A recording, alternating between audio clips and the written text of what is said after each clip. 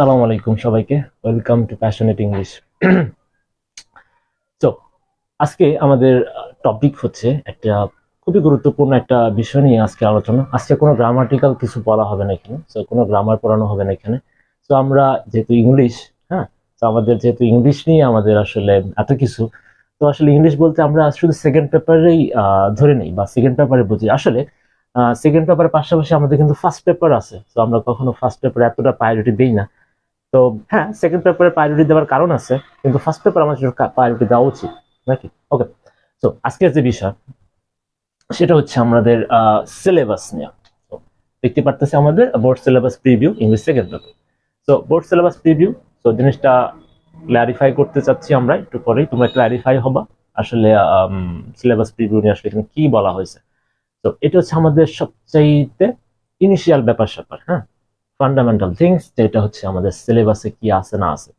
হুম, তো আমরা তো আম, যেমন এখানে আসলে মূলত ফোকাস করা হয়েছে এইচএসসি এবং এসএসসি। হ্যাঁ, আমরা যারা এসএসসি লেভেলের আছি এবং এইচএসসি লেভেল আছে তাদের জন্য তো অবশ্যই মাস্ট বি ইম্পর্টেন্ট।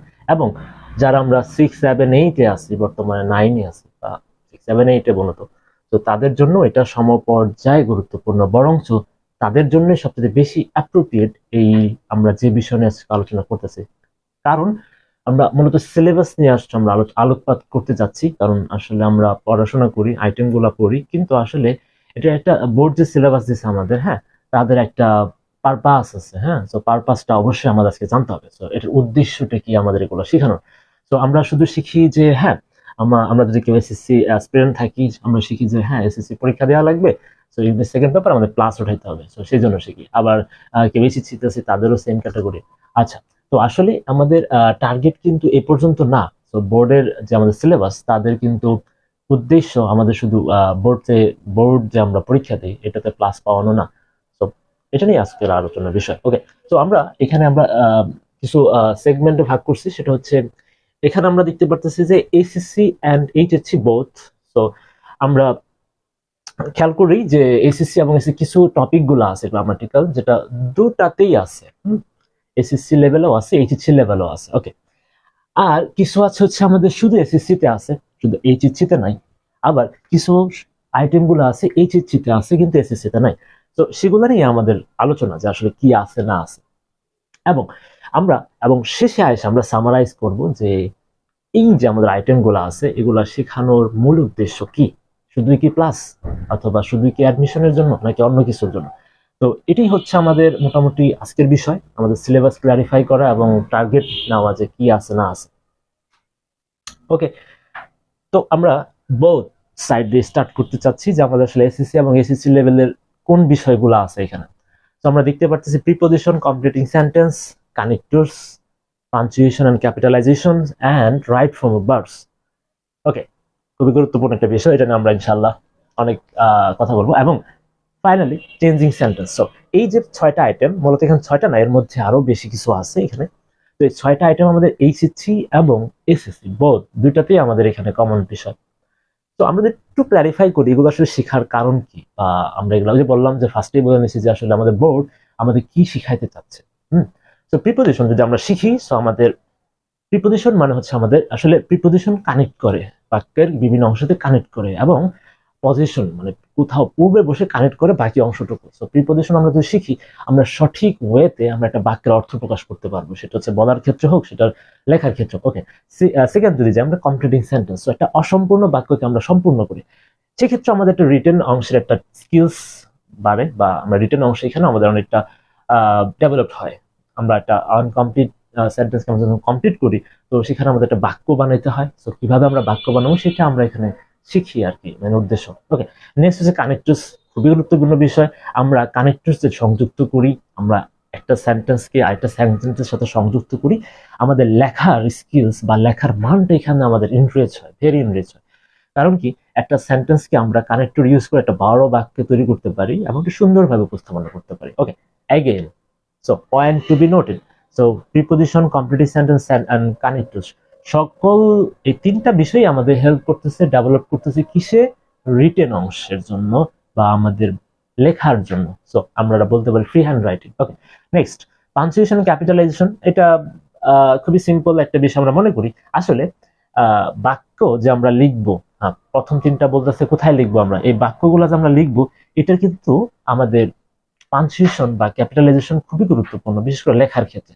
তো এটাতে আমাদের নির্দেশ করে বাক্যের অর্থ অনেক সময় পরিবর্তন হয়ে যায়, এবং বাক্যকে সুন্দরভাবে আমাদের লেখার জন্য এটা খুবই গুরুত্বপূর্ণ। ওকে, নেক্সট রাইট ফর্ম ভার্বস। ওকে, তো এটা একটা নাম দিছি, সো এটাকে নাম দেওয়া হয়েছে ফাদার অফ ইংলিশ গ্রামার। তো রাইট ফর্মকে নাম দেওয়া হয়েছে the father of English grammar. So এটা নাম দেওয়ার অনেক কারণ আছে। এই রাইট ফর্ম ভার্বস এমন একটা জিনিস যেটা হচ্ছে আমাদের সকল গ্রামারকে টাচ করে কোনো না কোনো ভাবে, এবং রাইট ফর্ম ভার্ব শেখার উদ্দেশ্যটা হচ্ছে আমাদের এখানেও এগেইন আমাদের সেন্টেন্সটাকে শুদ্ধভাবে নির্ভুলভাবে লিখতে সাহায্য করে। আমরা ভুলভাল যে লিখি এটা থেকে বিরত রাখে রাইট ফর্ম ভার্বস। ওকে, নেক্সট চেঞ্জিং সেন্টেন্স। এটাকে আমরা সেন্টেন্স, এখানে ট্রান্সফরমেশন আছে, voice, simple, complex, compound, degree. তো এখানে যে বিষয়টা হয় সেটা হচ্ছে এই সেন্টেন্স গুলারে আমরা বিভিন্ন ভাবে রূপান্তর করতে পারি, একটা সেন্টেন্সকে বিভিন্ন ওয়েতে লিখতে পারি, এবং এটাকে আমরা বিভিন্ন ওয়েতে এক্সপ্রেস করতে পারি।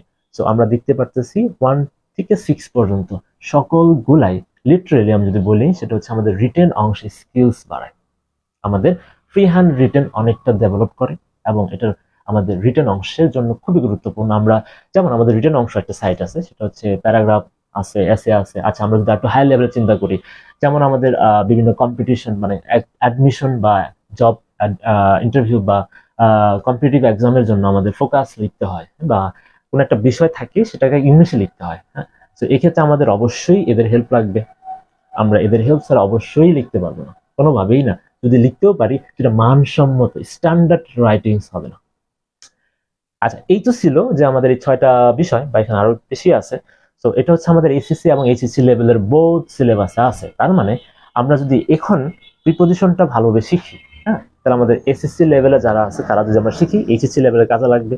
এবং আমাদের প্রিপজিশন শুধু এসএসসি এইচএসসি তে নাই, এখানে আমাদের 6, 7, 8-এও আছে, এমনকি 5-এও অনেক সময় আছে। সো সার্বজনীন বলতে পারি আমরা। ওকে, সো নেক্সট, তার মানে এখান থেকে আমরা বলতে পারি যে এখানে আসলে রিটেন অংশ আমাদের স্কিলস ডেভেলপ করে, এবং রিটেন অংশের পাশাপাশি আমাদের রিডিং অংশতে অনেকটা হেল্প করে, এবং স্পিকিংও অনেকটা হেল্প করে। সো নেক্সট, এখন আসি আমরা এসএসসি লেভেলের। তো এখানে এক্সট্রা কিছু জিনিস, 4টা আইটেম এক্সট্রা আসে, সেটা হচ্ছে উইথ ক্লু। তো উইথ ক্লু হচ্ছে আমাদের ওয়ার্ড নিয়ে খেলা, ব্ল্যাঙ্কস থাকে, সেখানে আমরা ব্ল্যাঙ্কস মানে ওয়ার্ড বসে আমাদের বাক্যটাকে পরিপূর্ণ করতে হয়। সো উইথ ক্লু এগেইন আমাদের ওয়ার্ড জানতে হইতেছে, সেই ওয়ার্ডটা আমরা বসাইতেছি, এবং বাক্য লিখতে আমাদের অথবা রিটেন স্কিলস এখানেও আমাদের অনেকটা হেল্প করে। তো নেক্সট টেবল। সো অনেক সময় আমাদের টেবল ম্যাচিং টাচিং করতে হয়, সো এখানেও আমাদের বাক্যের সাথে বাক্যের খেলা। Okay, tag question and suffix piece. Okay, tag question যদি আসি, সো এটা আমাদের অনেকটা স্পিকিং এর জন্য খুবই গুরুত্বপূর্ণ। ট্যাগ কোশ্চেনটা আমাদের স্পিকিং এর জন্য খুবই গুরুত্বপূর্ণ, কনভারসেশনের ক্ষেত্রে ট্যাগ কোশ্চেনটা খুবই গুরুত্বপূর্ণ। ওকে, সো এখানে হেল্প করতেছে এগেইন সাফিক্স প্রিফিক্স। এটা অনেকটা আমাদের ওয়ার্ড নিয়ে খেলা, আমাদের আমরা ভোকাবুলারি ইন্টারেস্ট করে, সো মূলত সাফিক্স প্রিফিক্স। তো এগুলো আমাদের নেক্সট আপ অবস্থায় আছে। এবং এইচএসসি লেভেলের কিছু জিনিস আছে, সেটা হচ্ছে আর্টিকেল। সো আর্টিকেলটাও আমরা অনেক সময় আমাদের বাক্যকে ঠিকভাবে আর্টিকেল যদি না বসাই, বাক্যের অর্থ ভুলভাল হয়, বাক্য আমাদের ঠিক মতো হয় না, এগেইন আমাদের রিটেন অংশকে ডেভেলপ করে। এবং নেক্সট মডিফায়ার। সো মডিফায়ারটাও আমাদের আসলে এখানে কিছু ব্ল্যাঙ্কস থাকে, এটা আমরা উইথ ক্লুর মতো কিছুটা ইনস্ট্রাকশন দেওয়া থাকে। তো এখানে আমাদের মূলত অ্যাডজেক্টিভ এন্ড অ্যাডভার্ব নিয়ে খেলাধুলা। ওকে, তো এখানে আমাদের খেলাধুলা হচ্ছে অ্যাডজেক্টিভ এন্ড অ্যাডভার্ব নিয়ে। তো অ্যাডজেক্টিভ এন্ড অ্যাডভার্ব আমাদের হচ্ছে পার্টস অফ স্পিচের একটা বিষয়। সো আমাদের বাক্য বা একটা সেন্টেন্সের অবশ্যই পার্টস অফ স্পিচের খুবই গুরুত্ব বহন করে, মানে একটা পার্টস অফ স্পিচ ছাড়া বাক্য হবেই না। সো এগেইন এখানে আমাদের সেন্টেন্সে হেল্প করতেছে। অ্যান্ড স্পেশাল ওয়ার্ডস, এটা খুবই গুরুত্বপূর্ণ বিশেষ করে স্পিকিং এর ক্ষেত্রে। সো কিছু কিছু ওয়ার্ডস আছে সেটা সুন্দর একটা অর্থ দেয়, যেগুলো আমরা শিখবো, এবং স্পিকিং এ আমরা যখন কথা বলবো, স্পিকিং বা কনভারসেশন করবো, সেখানে ইউজ করতে পারি, এবং আমাদের স্পিকিং এর স্ট্যান্ডার্ড কোয়ালিটি আরো বেড়ে যাবে। এবং ন্যারেশন, তো আমাদের একটা লেখাকে আমাদের হুবহু সেভাবে লেখা, তো ন্যারেশনটা এটাও আমাদের রিটেন একটা স্কিলস। অ্যান্ড সিনোনিম অ্যান্টোনিমস সবচেয়ে বেশি, এটাকে আমরা বলতে পারি ভোকাবুলারি সাইড। সো ইংলিশ আমরা একটু ভুল ধারণা আছে আমাদের সবারই। সো ইংলিশ আমরা মনে করি যে শুধু গ্রামার, রুলস এই পর্যন্ত। নো, ইংলিশ আসলে দুইটার সমন্বয়। সো প্রথমত হচ্ছে আমাদের, হ্যাঁ, গ্রামার রুলস তো অবশ্যই লাগবে, ইংলিশের কিছু নিয়ম যে অবশ্যই লাগবে, সেটা তো মেনটেন করতেই হবে। তো আরেকটা বিষয় হচ্ছে আমাদের ওয়ার্ড জানা। সো ইংলিশে আমরা তখনই মাস্টার হইতে পারবো বা ইংলিশে আমরা তখনই উন্নতি করতে পারবো যখন আমরা ওয়ার্ডের পাশাপাশি এবং গ্রামাটিক্যাল রুলস গুলো অ্যাপ্লাই করতে পারবো। দুটার কম্বিনেশন যখন মিলবে তখনই আমরা ইংলিশটা পরিপূর্ণভাবে শিখতে পারবো। And finally pronoun referencing. So pronoun নিয়ে এখানে আমাদের মূল বিষয়। সো প্রোনাউন পার্সিকুলার একটা বিষয়। সো প্রোনাউন এখানে আমাদের প্রোনাউন হেল্প করতেছে এবং আমরা অনেক সময় বাক্য লেখার জন্য অনেক প্রোনাউন দিয়ে আমরা সাবজেক্ট আকারে লিখতে পারি। সো এই ক্ষেত্রে আমি যদি একটু সামারাইজ করি, শর্টলি একটু সামারাইজ করি, তাহলে আমাদের এই যে বোর্ড এনসিটিবি কর্তৃক বা আমাদের সিলেবাসটা যে দিয়েছে, হ্যাঁ, তো এই সিলেবাসটা আসলে আমাদের টার্গেটটা কি, উদ্দেশ্য কি, এই সিলেবাসের পারপাসটা কি? তো সিলেবাসের পারপাস আমরা অনেকে জানি না। তো আমরা মনে করি যে না, আর্টিকেল থাকবে, মডিফাইড থাকবে, এটা এই জন্য আমরা জাস্ট লিখে দিয়ে দিব, শেষ, এই বোর্ড পরীক্ষা শেষ, তো এখানে আমাদের শিক্ষা অবশ্যই শেষ। তো আমাদের আউটপুটটা কোথায়? হ্যাঁ, তো আমাদের এখান থেকে আমরা কি আউটপুট পাইতেছি বা আমাদের প্র্যাকটিক্যাল লাইফে এগুলার ইউজেস কোথায়? সো আমি যদি বলতে পারি, তো আমাদের এগুলার সবগুলারই আমাদের শেখানোর মূল উদ্দেশ্য হচ্ছে প্র্যাকটিক্যাল লাইফ ইউজেস। তো কিভাবে প্র্যাকটিক্যাল লাইফে আমরা এটা ইউজ করতে পারি?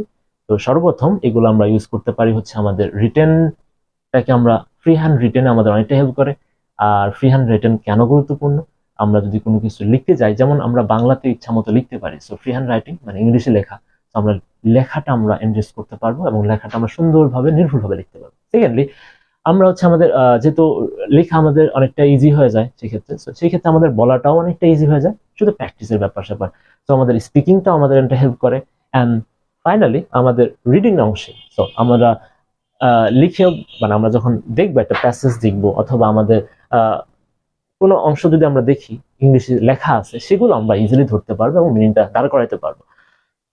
সো আমরা মোটামুটি একটা আইডিয়া পাইলাম, একটা ওভারভিউ পাইলাম, যেটা কি আমাদের যে বোর্ড কর্তৃক যে আমাদের যে আইটেম গুলো আছে আমাদের ইংলিশ সেকেন্ড পেপারে, এটা মূলত আমাদের শুধু গ্রামার শেখানোর জন্য না, অথবা শুধু পরীক্ষায় এগুলো এভাবে অ্যান্সার করার জন্য আমাদের এভাবে ডিজাইন করা হয় না। তো আমাদের এভাবে ডিজাইন করা হয়েছে যেন আমরা কি করতে পারি, আমরা প্র্যাকটিক্যাল লাইফে কিছু শিখতে পারি, আসলে জেনুইনলি আমরা ইংলিশ শিখতে পারি। কিভাবে শিখতে পারবো? এখানে আমরা এগুলো যদি আমরা ঠিকঠাক ভাবে অ্যাপ্লাই করতে পারি, আমাদের রিটেন অংশ স্কিল, আমাদের রিটেন সাইডটা আমাদের কি হইতেছে, ডেভেলপ হইতেছে, এবং রিটেন সাইডটা ডেভেলপ হওয়ার প্রেক্ষিতে আমরা বলতে পারবো, স্পিকিংটাও আমাদের অনেকটা হেল্প হইতেছে, এবং দুটো হয়ে গেলে তো অলরেডি আমাদের রিডিং তো বুঝতেই পারবো।